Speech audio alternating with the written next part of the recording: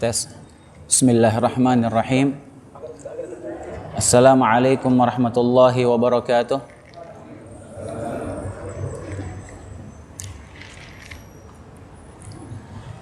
Innal hamdalillah nahmaduhu wa nasta'inuhu wa nastaghfiruh wa na'udzu billahi min shururi anfusina wa sayyiati a'malina.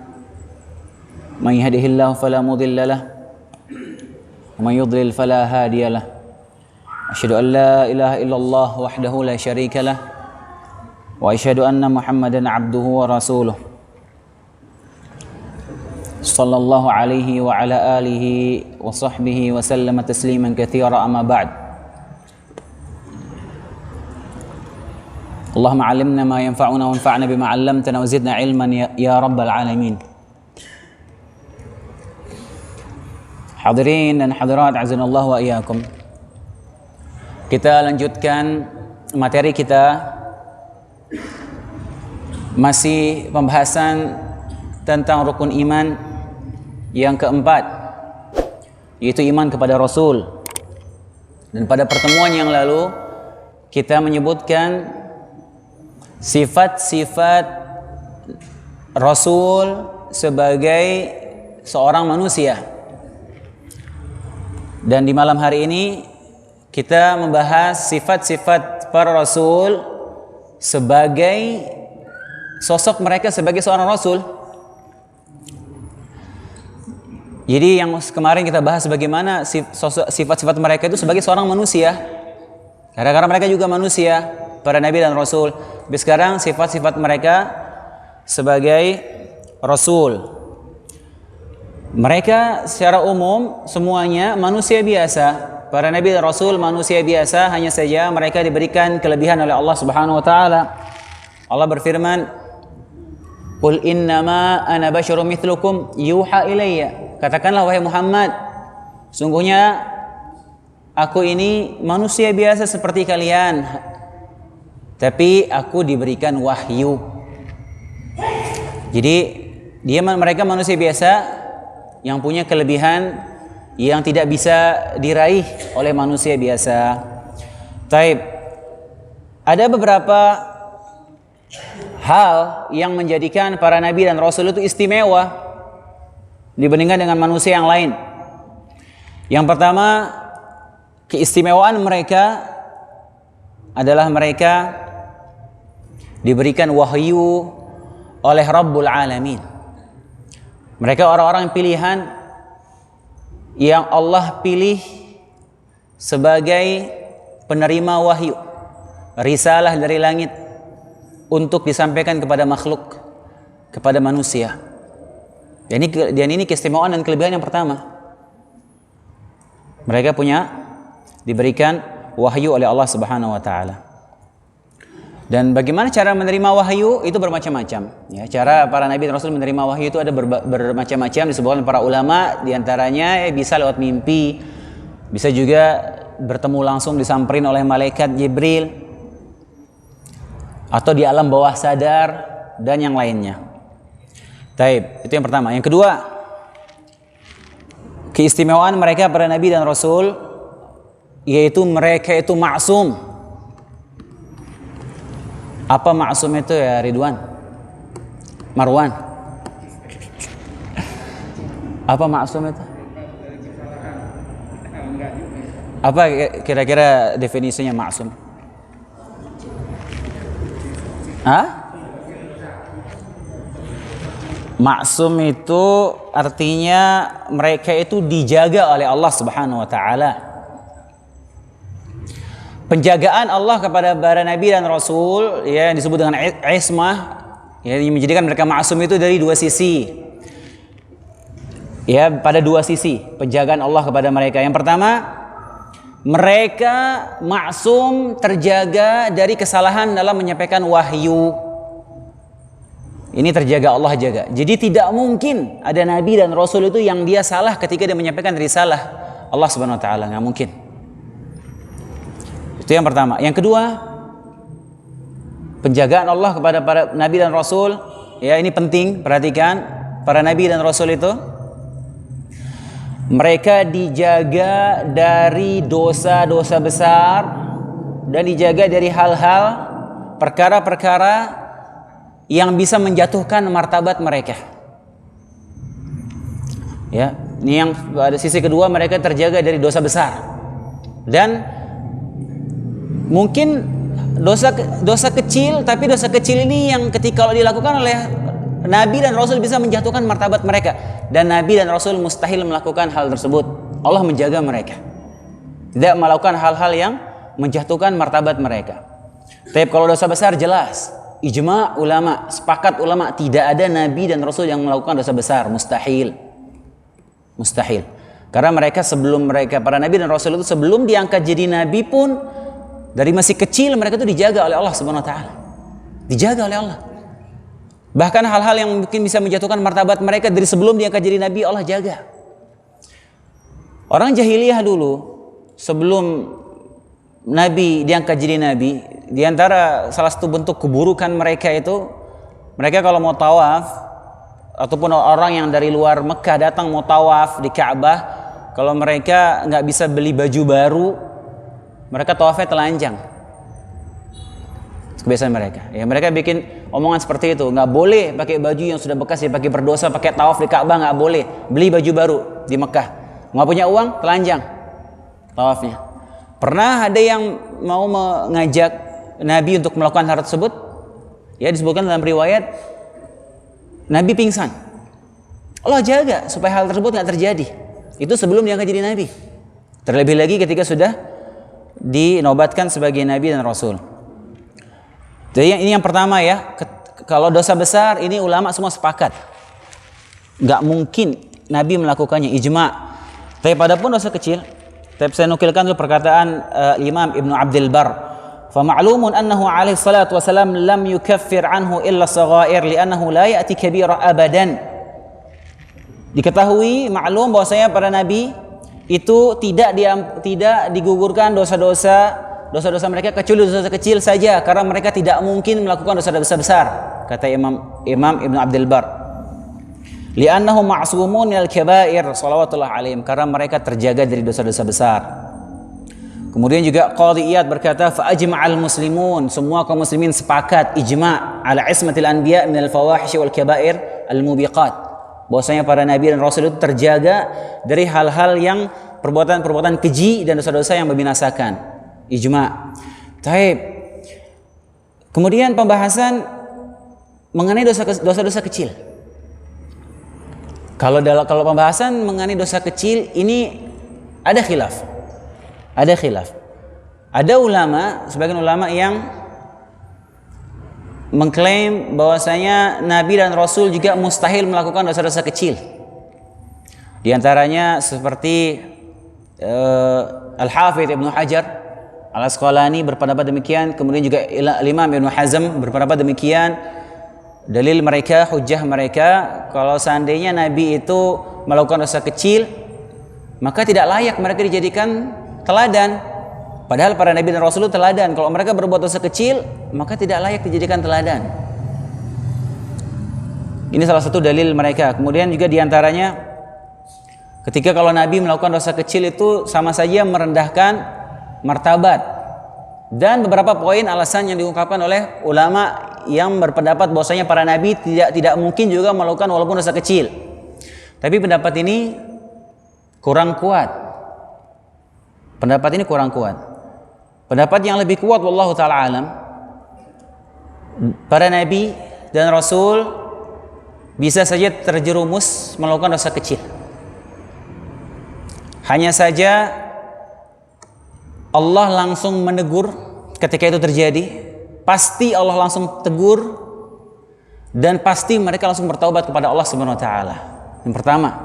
Kemudian yang kedua, dosa-dosa kecil yang dilakukan oleh para nabi dan rasul tersebut adalah dosa-dosa yang tidak menjatuhkan martabat mereka.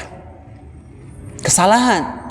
Ada kesalahan-kesalahan dosa kecil, ya kesalahan yang itu dosa, tapi pelanggaran tersebut bukan pelanggaran yang menjatuhkan martabat seorang nabi.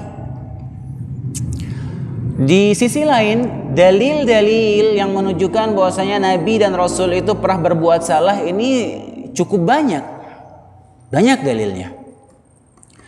Di antaranya, ya ini kita sharing ilmu, bukan kita mau cari-cari kesalahan Nabi atau la. Ini ilmu, kita berbagi. Karena ini Allah sebutkan dalam Al-Quran. Jadi dibahas oleh para ulama. Berapa dalil yang menunjukkan bahwasanya para nabi itu pernah terjerumus melakukan pelanggaran, kesalahan, dosa kecil. Misalnya seperti Nabi Adam alaihissalam. Bukankah dia melakukan kesalahan ketika diturunkan, karena diturunkan oleh Allah? Itu kan kesalahan, pelanggaran. Dan Allah ceritakan dalam Al-Quran. Kemudian juga Allah kisahkan bagaimana Nabi Nuh alaihissalam. Nabi Nuh ya, setelah 950 tahun berdakwah, hanya sedikit orang yang mengimani beliau. Dan ketika Nabi Nuh dan kaumnya naik ke perahu bahtera, kemudian datang banjir, satu anaknya kafir kepada Allah dan Nabi Nuh tidak beriman. Ketika sudah di ujung hayatnya, udah mau tenggelam, Nabi Nuh masih memanggilnya dengan panggilan sayang. Ya bunayya irkab ma'ana, wahai putraku. Bunayya ini panggilan lembut pada anak, sini naik. Padahal dia kafir, nggak mau beriman sama bapaknya bertahun-tahun. Sini naik. Ya'simuka minal ma', menyelamatkanmu. Masih sombong anak yang nggak mau. Sa'awi ilal jabal ya'simuni minal ma'. Aku akan pergi ke gunung itu yang akan menyelamatkan aku dari air. Akhirnya Nabi Nuh berdoa kepada Allah untuk menyelamatkan anaknya. Allah tegur Nabi Nuh. Kata Allah Subhanahu wa taala, Allah ceritakan, qala ya Nuh innahu laisa min ahlik. Wahai Nuh, anakmu itu bukan keluargamu. Innahu amalun ghairu salih. Dia telah melakukan perbuatan yang tidak saleh. Fala tas'alni ma laisa laka bihi ilm. Jangan kamu minta kepadaku yang kamu tidak memiliki ilmu padanya. Inni a'iduka an takuna minal jahilin. Aku memperingatkanmu agar kamu tidak termasuk orang-orang yang tidak mengetahui. Allah tegur. Ini kesalahan dilakukan oleh Nabi Nuh. Kemudian Nabi Musa alaihissalam.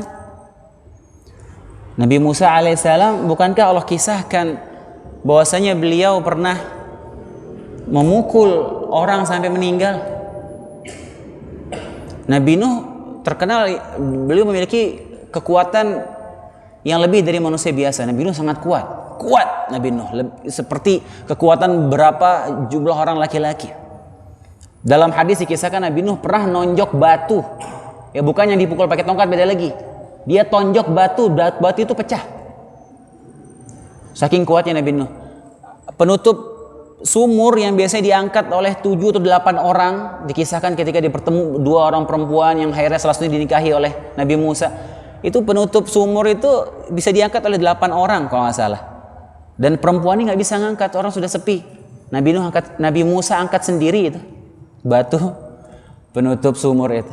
Nah, ketika ada orang dari kaumnya berantem sama orang Kipti, ya, dari kaum Bani Israel, Nabi Musa dari Bani Israel berantem sama orang dari sukunya Fir'aun, Kipti berantem, yang Bani Israel minta perlindungan, Nabi Musa ditinju. Fawakazahu Musa faqada alaih, maka Nabi Musa memukulnya. Wakazahu, Nabi Musa nggak niat membunuh. Dalam riwayat lain disebutkan Nabi Musa mendorongnya, antara dia dorong atau dia pukul, tewas ini orang. Kemudian Nabi Musa langsung minta ampun kepada Allah Subhanahu wa taala. Itu kesalahan. Kemudian juga Nabi Daud alaihissalam, Allah sebutkan, Allah berfirman, wa dhanna Dawudu annama fatannahu fastaghfara rabbahu wa kharra raki'an wa anab. Nabi Daud menyadari bahwasanya Allah sedang menguji dia, maka Nabi Daud segera beristighfar, ruku, sujud, minta ampun kepada Allah Subhanahu wa taala. Berarti Nabi Daud pada saat itu sedang melakukan sebuah kesalahan. Kemudian ini kita sebutkan nabi-nabi yang lain. Sekarang Nabi Muhammad SAW. Dalam banyak ayat Allah menyebutkan bahwasanya Allah menegur Nabi Muhammad SAW karena pelanggaran atau kesalahan yang beliau lakukan. Langsung ditegur. Di antaranya firman Allah Subhanahu wa taala dalam surat Tahrim, ya ayuhan nabi, ayat 1, ya ayuhan nabi lima tuharrimu ma ahallallahu lak tabtaghi mardata azwajik. Wahai nabi, kenapa engkau mengharamkan sesuatu yang Allah halalkan hanya untuk meraih keridhaan istri-istrimu? Ini kisahnya beberapa versi, ya. Salah satu versinya, riwayatnya bahwasanya Nabi SAW sempat mengharamkan madu, ya, gara-gara ada sedikit inilah di antara istri-istrinya untuk meraih keridhaan istrinya. Allah tegur, ini kesalahan. Kemudian juga firman Allah SWT dalam surat At-Taubah, "Afallahu 'anka lima adzinta lahum hatta yatabayyana lakal ladzina shadaqu wa ta'lamal kadzibin." Semoga Allah memaafkanmu wahai Muhammad. Mengapa kamu memberikan izin kepada mereka untuk tidak ikut berperang? Sebelum jelas bagimu mereka benar ada uzur atau cuman bohong. Allah tegur Nabi SAW. Dalam ayat lain, dalam surat Abasa, Allah menegur Nabi SAW, Abasa wa tawalla. Ini yang gamblang sekali tegurannya. Abasa wa tawalla. Ya, dia Muhammad cemberut, bermuka masam, kemudian memalingkan mukanya. Anja'ahul a'ma, karena didatengin oleh orang buta. Orang buta di sini dimaksud Ibnu Ummi Maktum. Ibnu Ummi Maktum, sahabat Nabi yang mulia, beliau salah satu muazin Nabi di Madinah. Nabi punya dua muazin di Madinah, Bilal sama Ibnu Ummi Maktum ini. Beliau buta. Ketika Nabi lagi semangat-semangatnya mau ceramahin orang tokoh-tokoh Quraisy, kesempatan Nabi mendakwahkan mereka tokoh-tokoh pembesar-besar Quraisy. Jadi Nabi bersemangat. Mungkin kesempatan nih mereka ada yang masuk Islam nih. Jadi lagi sedang fokus-fokusnya konsentrasi Nabi mau mengislamkan ini tokoh-tokoh Quraisy, datang Ibnu Ummi Maktum ini. Sebelah Nabi bertanya, nanya sesuatu. Nabi ngelihat dengan ekspresi muka masam, kemudian Nabi palingkan wajahnya, dicuekin. Allah tegur. Untuk bayangin, ini Allah menegur Nabi SAW dengan teguran seperti ini, dan Nabi sampaikan kepada umatnya, ini ayat amanah.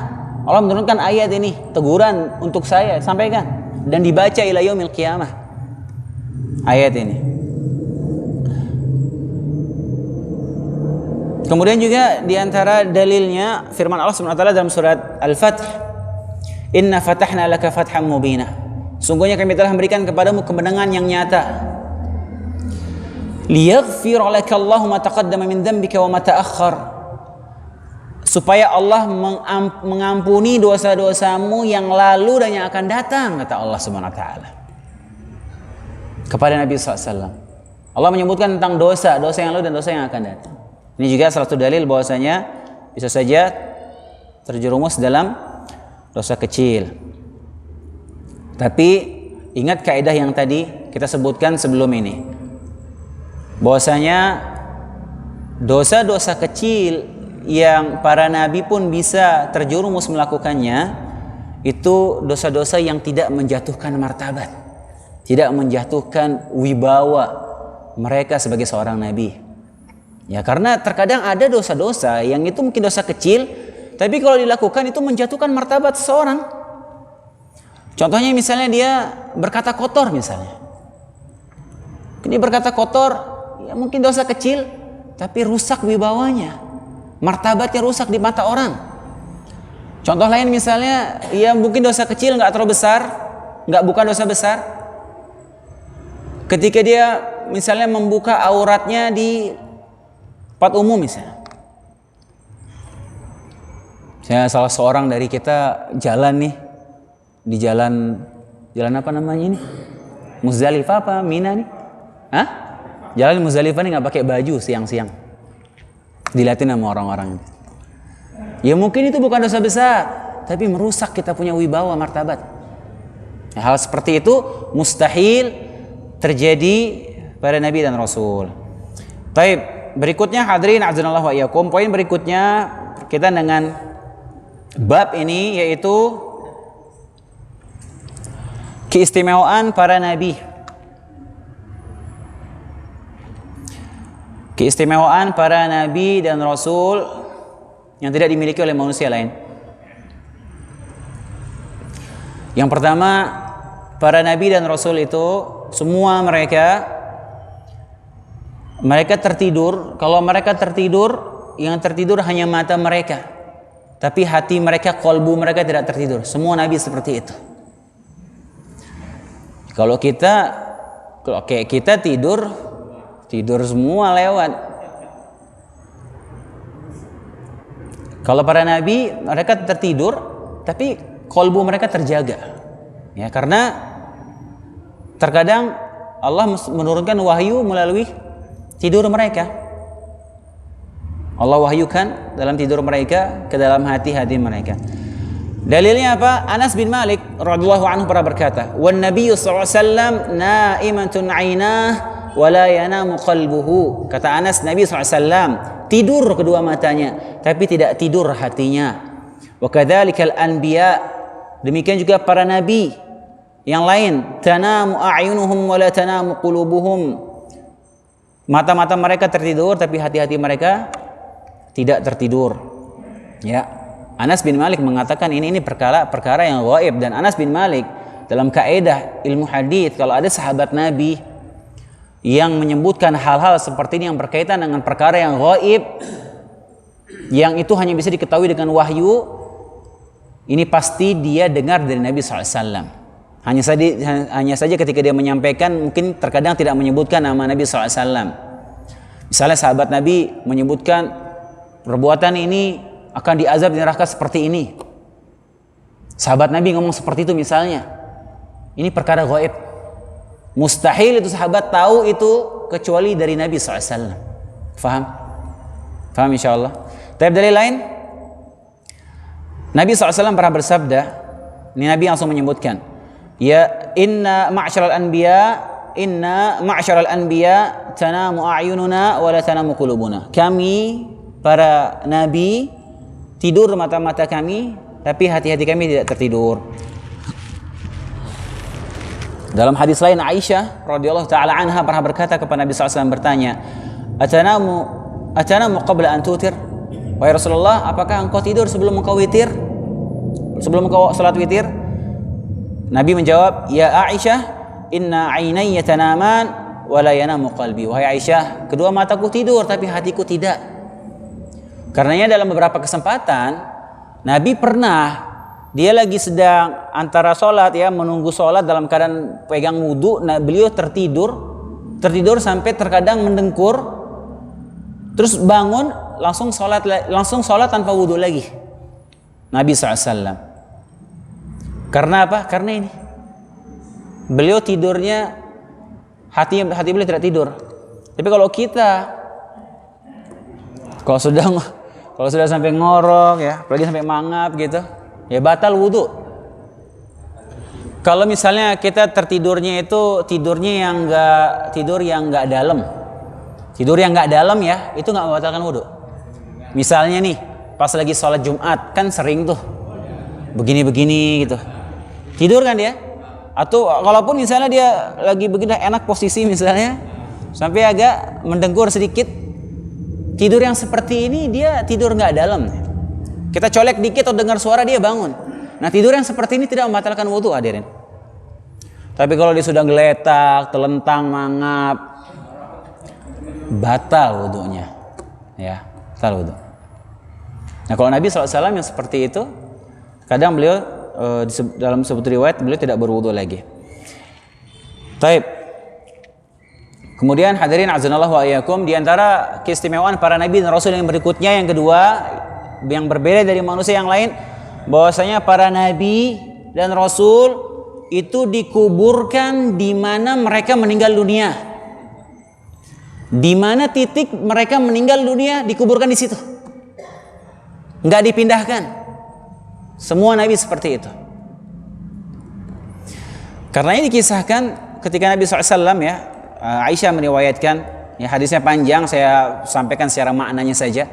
Ketika Nabi SAW wafat, sahabat bingung, ya, sempat lama proses jenazah Nabi itu. Proses jenazah Nabi SAW ketika meninggal dunia itu cukup lama. Padahal kebiasaan Nabi, para sahabat dulu itu, dan sunnah Nabi SAW, jenazah itu dipercepat prosesnya, jangan lama-lama. Begitu meninggal, kalau cepat disegerakan, segera dimandikan, sholatkan, ya, dikafani, sholatkan, segera kuburkan, cepat-cepat. Jangan tunda-tunda. Sudah meninggal, oh tunggu nih anaknya balik dulu dari luar kota, lusa baru datang. Nggak boleh seperti itu. Nggak boleh. Biasanya Nabi segera, ada meninggal malam itu juga langsung dikafani, sholati, kuburin. Nah, tapi Nabi SAW ketika meninggal dunia sempat lama proses. Karena apa? Karena sahabat bingung. Lain mereka bingung, lagi galau dengar kabar Nabi meninggal, ada yang masih belum percaya, ada yang sedih, nangis. Ya ini pukulan berat buat para sahabat ketika itu, sangat berat. Ya ujian berat buat kaum muslimin pada saat itu mengetahui Nabi SAW meninggal dunia, berat sekali.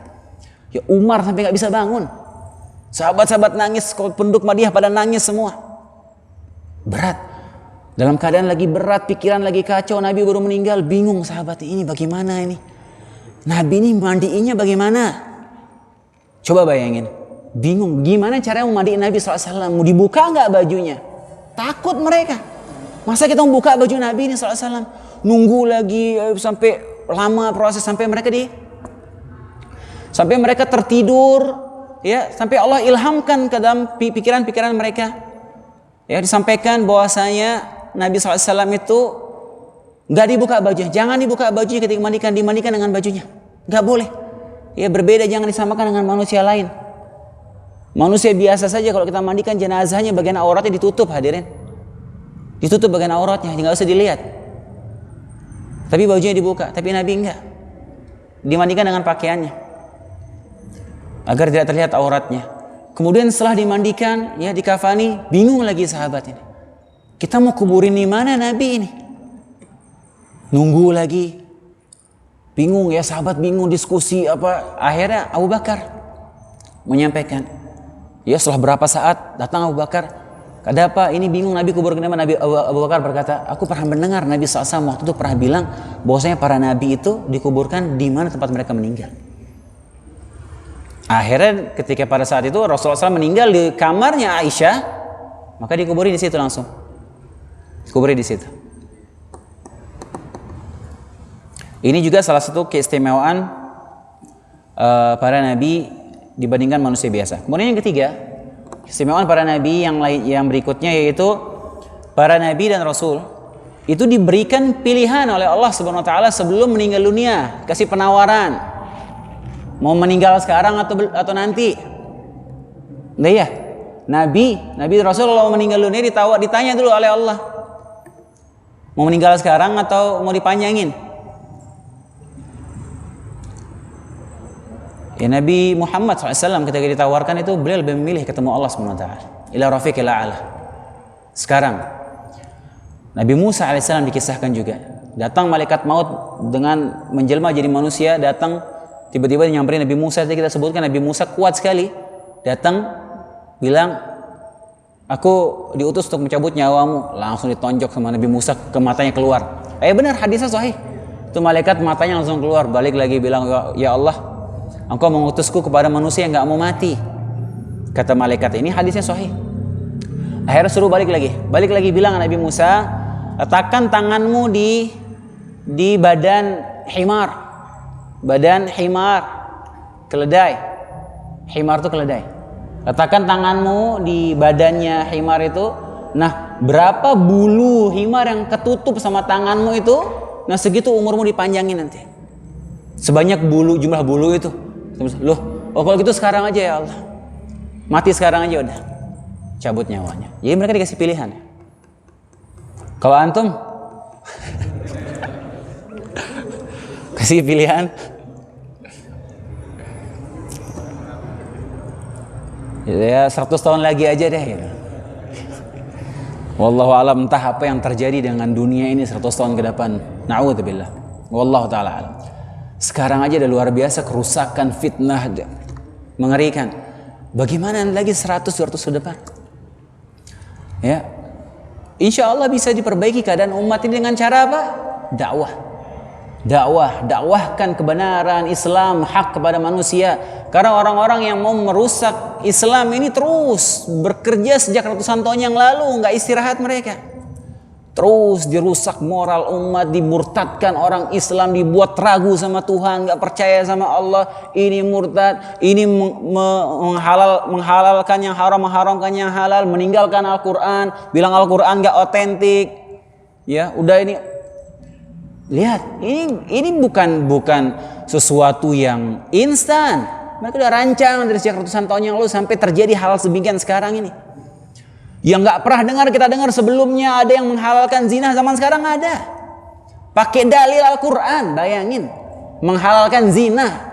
Pakai dalil Al-Quran menghalalkan homoseksual, ada zaman sekarang. Pernah antum bayangkan hal itu terjadi di tengah-tengah kaum muslimin?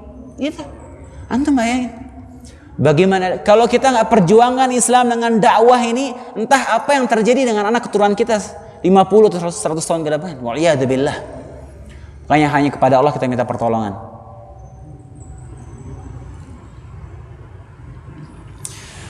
Kemudian itu yang ketiga ya, Nabi diberikan pilihan. Dalilnya apa? Nabi SAW bersabda, "Ma min nabiyyin yamradu illa khayyara bainad dunya wal akhirah." Tidaklah seorang nabi ketika dia sakit sudah menjelang wafatnya kecuali dia akan diberikan pilihan antara dunia dan akhirat. Kemudian yang keempat, keistimewaan para nabi dan rasul yang berikutnya adalah jasad mereka itu tidak dimakan oleh tanah. Jasad mereka nggak rusak. Semua nabi nggak ada yang rusak jenazahnya, masih utuh semuanya sampai sekarang. Karena dikisahkan dulu ya, pernah kejadian entah di zaman khalifah siapa ya, setelah fase zaman sahabat sudah lewat ya, zaman tabi'in apa tabi'in gitu.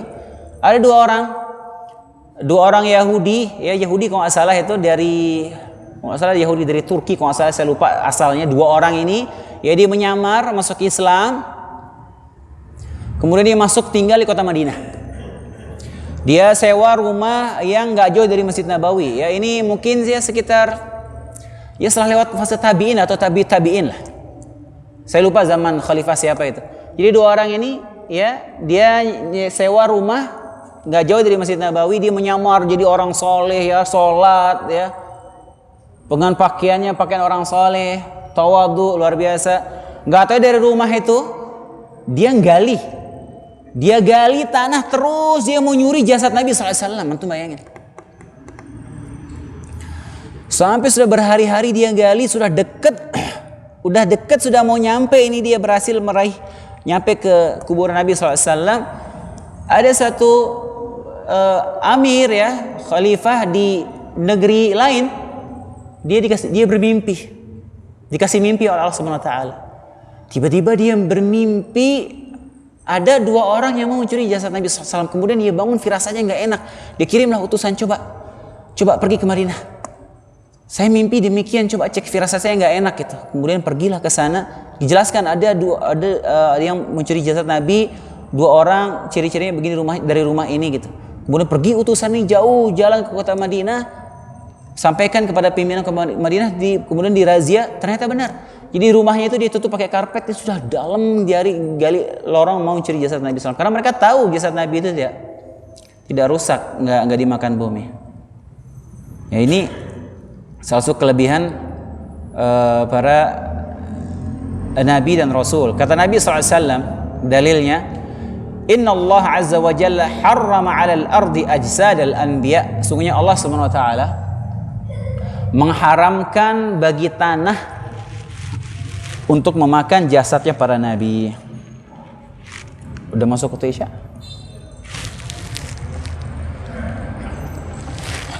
Taib hadirin azanallahu wa iyyakum.